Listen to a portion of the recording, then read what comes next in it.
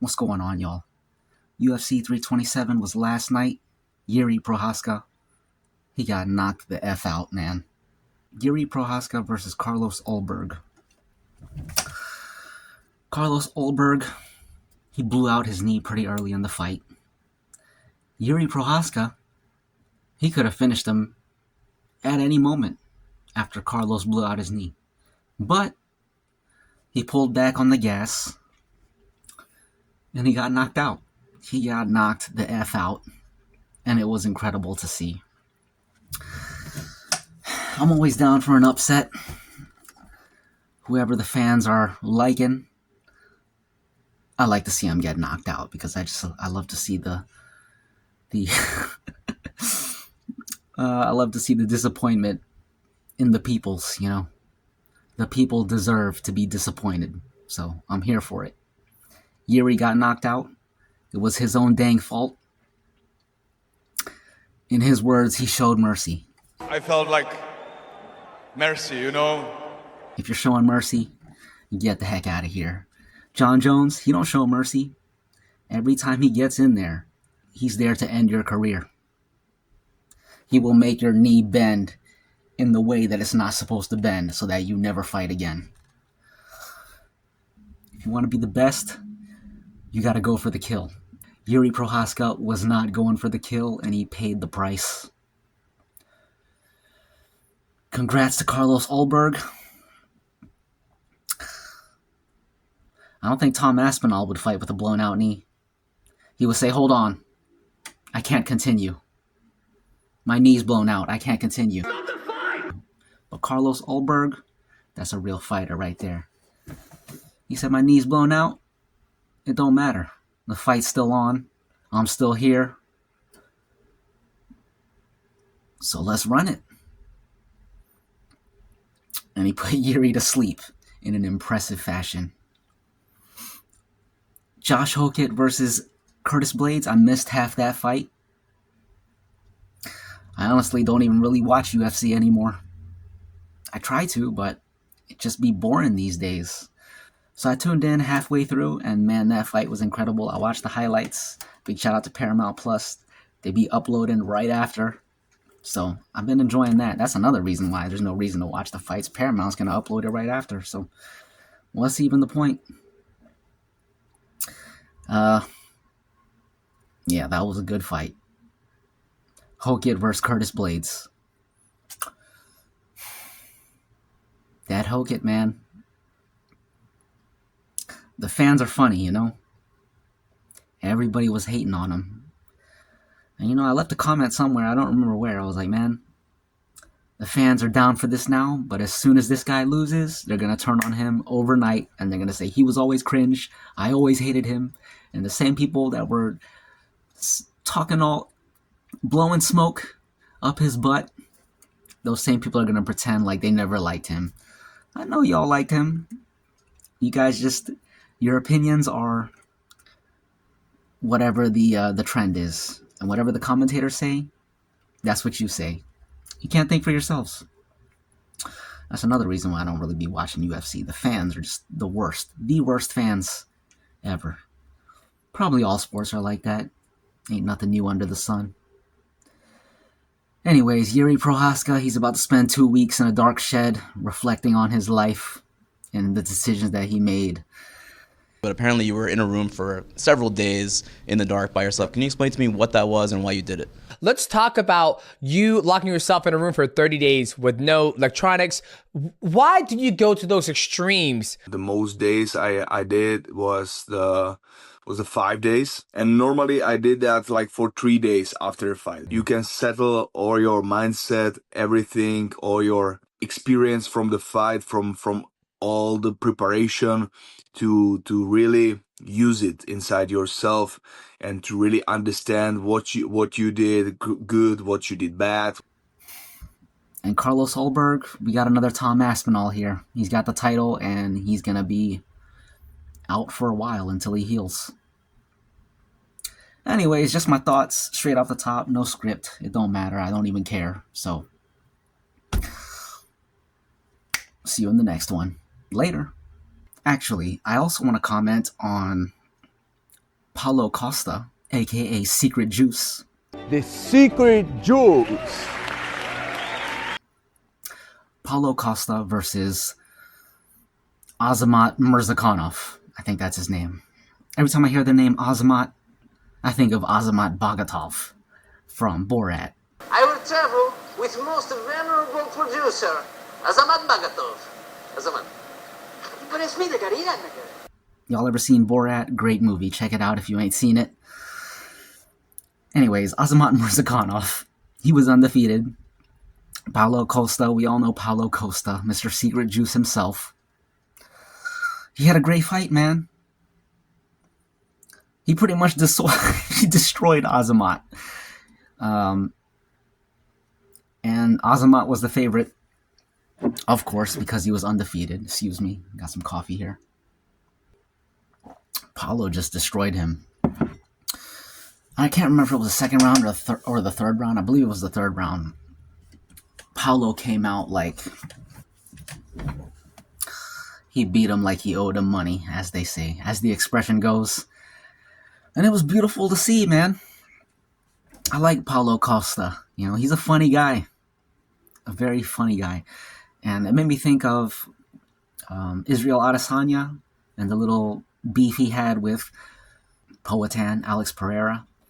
Remember he had that quote about, like, he's going to be in a bar somewhere in his old age or something like that, saying, I beat that guy one time. And he's gonna be that guy when I'm world champion, when I'm a legend. He's gonna be at some pub talking some shit about, I beat that guy one time. And that's what lured Alex Pereira out to the UFC. The way Paulo finished that fight, I just imagine Izzy sitting in a bar somewhere drunk saying, I beat that dude back in the day. Because Izzy he's garbage now. Absolute garbage. Get him out of here. Dana, cut this bum. Anyways, Paulo Costa. Great fight, man. The finish. I don't know if he kicked him in the head or he kicked him in the arm, whatever. But as soon as that kick landed, wherever it landed, I feel like it didn't even land clean. But Azamat was like,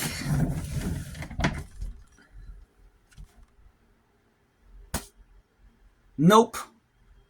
I'm done. That's what he did. He just turned around and laid down, which is absolutely hilarious to see. He'll be back, though. He's a good fighter, man. Great fighter. You know, every dog has his day. You know, no one can be on the top forever. He was undefeated. His time was going to come eventually. Unless you're Mayweather. Although Mayweather's time his time might be now. I hear he's dealing with the IRS and Netflix and I forget who else. He's got like 5 or 6 different people suing him right now, and apparently he's broke. This has nothing to do with UFC. I might have to cut this out, but I seen a video earlier today about Mayweather being in breach of contract. He's supposed to be fighting Manny Pacquiao, and he signed like a 3-fight contract with Netflix. And then he comes out running his mouth in the media talking about, oh, it's going to be an exhibition. And Netflix, they took legal action. They said, no, buddy, you're on contract. These are official fights, and you are officially in breach of contract. We're suing. And I seen something with a tear coming out of, he did an interview and there was a tear dropping from his eye. So, I don't know. It's hard to trust anything because I feel like this is all AI. It's all sensational. All he has to do is fight and all this disappears. Which he probably will. I don't know. It don't matter. Anyway. Also, Cub Swanson. He had an incredible fight versus Nate Landwehr. It was beautiful to watch. Cub Swanson, that dude's been around for a very long time. And the way he fought that fight, you could tell he was a veteran. He was fighting the way that I always want fighters to fight. When you see all these open free shots and like free opportunities and they don't do anything. Cub Swanson actually takes those opportunities, or took those opportunities, because he's retired now, sadly, or happily. You know, he's earned it. He's had a great career. And Nate Landwehr, I don't know about now, but there was a time when that dude was he was a handful to deal with. But that time may have passed, or maybe it was just because he was fighting Cub. But Cub looked great out there, man. That's how you wanted to see Uriah Faber do his last fight with Piotr Yan. But Cub did it, man. That was a fairy tale finish. He walked through him, man. He had Nate wrestling Herb Dean. I think it was Herb Dean, if I recall correctly. But that was a great fight, man. Always great to see a veteran get the retirement that he deserves, you know? I heard Anthony Smith's coming back. Speaking of veterans and retired fighters, Anthony Smith's coming back. The Armadillo himself, Mr. Turtleheart, Mr. Fetal Position, Mr. On Paper, Mr. You're Attacking My Family. I think he's doing boxing or something. It don't matter. That Anthony Lionheart Smith, man, that's a funny guy right there. Anyways, that's the video. Thanks for stopping by. One more thing. I seen a hilarious comment the other day. I don't know what video I saw it on. But somebody wrote, talking about Yuri Prohaskca versus Carlos Ulberg. Someone was like, let's show mercy and get let's show mercy and get chinned. Let's go for that. It's true, man. It's true. And before that, I was like, man, this dude is gonna get the W via going for that. Everyone from City Kickboxing Gym is a British cigarette, according to shoot, I can't even think of his name right now. Y'all know who I'm talking about. The flyweight. He said, who is he talking to? Kai Kara France. He was like, no one gonna do anything, you know why? All your teammates is a bunch of faggots. You and your crew ain't gonna do nothing. Because y'all are a bunch of British cigarettes. Anyways. Yeah, Yuri Prohaskca. Let's show mercy and get chinned. Let's go for that. He went for that. Anyways. See ya.